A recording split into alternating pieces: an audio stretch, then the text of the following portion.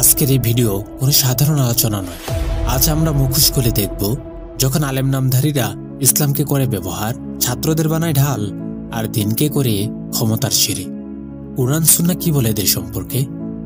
ইসলাম শিক্ষার মূল ভিত্তি হলো ইনসাফ, ন্যায় বিচার, বিনয় এবং আল্লাহ ভীতি। কিন্তু বর্তমান কিছু স্বঘোষিত আলেম ছাত্রদের দিয়ে ফায়দা নিচ্ছে, কখনো রাজনৈতিক স্বার্থে, কখনো কোনো বিশেষ গোষ্ঠীকে দমন করতে। টঙ্গীর বিশ্ব ইজতেমার মতো পবিত্র স্থানে দাঙ্গা, এর পেছনে কে ছিল? ছাত্রদের উস্কি দিয়ে নিজেরা পেছনে থাকে, আর সামনের লাইনে থাকে কচিকাঁচা তালিবে ইলমরা। কুরআনের সতর্কবার্তা। আল্লাহ বলেন, তোমরা সত্যকে মিথ্যার সঙ্গে মিশ্রিত করো না এবং জেনে বুঝে সত্যকে গোপন করো না। এরা দিনের সত্য গোপন করে নিজেদের মতবাদ চালায়, নিজের দল, নিজের মাঝহাব বা নিজস্ব শাইখের ভ্রান্ত মতের পক্ষে ছাত্রদের দিয়ে হিংসা ছড়ায়। আল্লাহ আরো বলেন, তুমি কি দেখোনি সে ব্যক্তিকে যে তার খেয়াল খুশিকে তার উপাস্য বানিয়ে নিয়েছে? আজকের কিছু আলেম সত্যিই নিজেদের নফসকেই ইলাহ বানিয়ে ফেলেছে। দিন নয়, দুনিয়া তাদের উদ্দেশ্য। কিছু উস্তাদ তাদের ছাত্রদের নির্দিষ্ট রাজনৈতিক আদর্শে উৎসাহিত করেন, এমনকি পার্টির কর্মী বানিয়ে ফেলেন। ইসলামে তো শিক্ষক হলেন রহমত ও আমানত এর প্রতীক। হযরত আলী রাদিয়াল্লাহু তাআলা এর নামে প্রসিদ্ধ একটি উক্তি আছে, যে আমাকে একটি অক্ষর শেখায়, আমি তার কাছে দাসত্ব স্বীকার করি। তবে কি এই হরফ শেখানো শিক্ষকরা ছাত্রদের রাজনৈতিক মোহে বেঁধে ফেলেছেন? যেখানে শিক্ষিত যুবকরা হওয়া উচিত আলোক পত্রিকা, সেখানে তারা হয়ে উঠছে দলীয় অস্ত্র।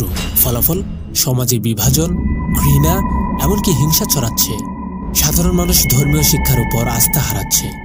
ইসলামের সৌন্দর্য ঢেকে যাচ্ছে রাজনীতির কাদা দিয়ে। একটা ভুল রাজনৈতিক চিন্তাধারা ধীরে ধীরে রূপ নেয় উগ্রতা ও সহিংসতায়। অনেকে ধর্মের ভুল ব্যাখ্যা দিয়ে জিহাদের নামে সন্ত্রাসে জড়িয়ে পড়ে, যা আমরা তাবলিগ সংক্রান্ত ঘটনাগুলিতে দেখতে পাই। এ নিয়ে সামনে আমার একটি ভিডিও আসতেছে, সাবস্ক্রাইব করে সাথে থাকুন। কুরআনে আল্লাহ বলেন, তোমরা সীমালঙ্ঘন করো না, নিশ্চয়ই আল্লাহ সীমালঙ্ঘনকারীদের ভালোবাসেন না। ইসলাম আমাদের শেখায়, আল উলামা ওয়ারাসাতুল আম্বিয়া, আলেমরা নবীদের উত্তরসূরি।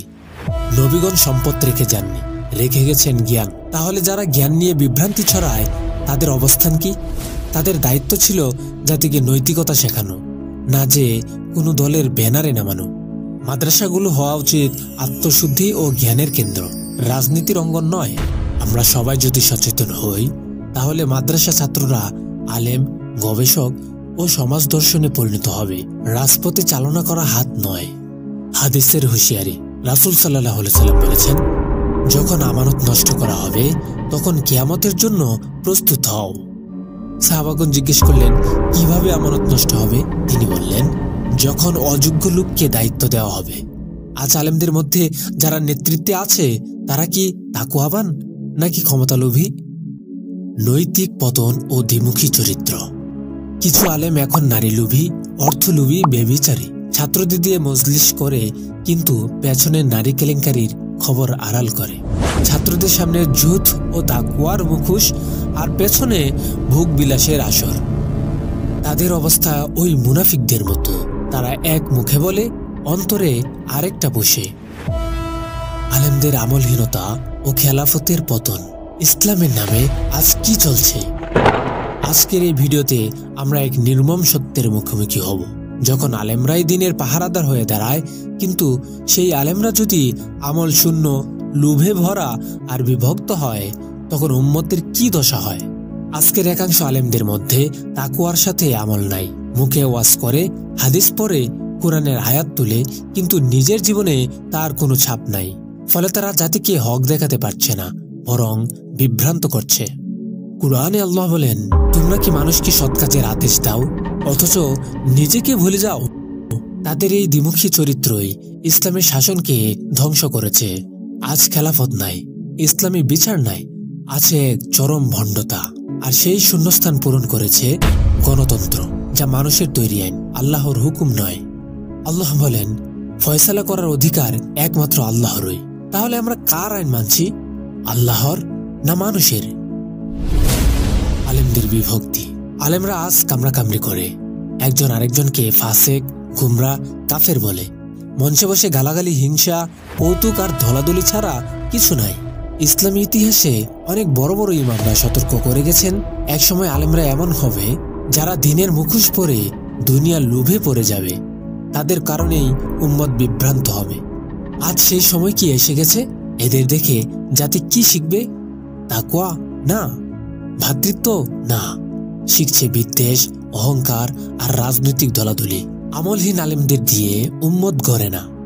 খেলাফত ফিরে আসবে তখনই যখন আমলদার খাঁটি আল্লাহভীরু লোকেরা দিন নিয়ে দাঁড়াবে। আল্লাহ বলেন, নিশ্চয়ই আল্লাহ কোনো জাতির অবস্থা পরিবর্তন করেন না যতক্ষণ না তারা নিজেদের অবস্থার পরিবর্তন করে। কাজে অন্ধ অনুসরণ নয়। যারা কোরআনের বিরুদ্ধে যায়, হাদিসকে ডিঙিয়ে নিজের দল আর দলের নেতাকে বড় করে তোলে, তারা দিনের নয়, দুনিয়ার দালাল। সত্য বলো, ভয় পেও না। দিন বাঁচাও, দল নয়। সমাধান: মাদ্রাসা ছাত্রদের রাজনীতিতে না টেনে এনে তাদের আলোকিত মানুষ হিসেবে গড়ে তুলুন। ইসলাম কখনো ঘৃণা, হিংসা কিংবা উগ্রতা সমর্থন করে না। আসুন ধর্মের নামে রাজনীতিকে না, ইসলামের নামে জ্ঞান ও শান্তিকে হা বলি। বন্ধুরা, আজ সময় এসেছে আলেমদের যাচাই করার। কুরআন সুন্নাহর আলোকে তাদের আমল, চরিত্র ও বক্তব্য বিশ্লেষণ করি। অন্ধ অনুসরণ নয়, বরং হক ও বাতিলকে পৃথক করে বুঝি। কাজেই হুঁশিয়ার থাকো, চোখ খুলো। দিনের নামে ব্যবসা করা এই চাটুকার ও ক্ষমতালোভীদের চিনে রাখো। দিন রক্ষা করো, আলেম নয় হকের অনুসরণ করো, আল্লাহর কিতাবের অনুসরণ করো।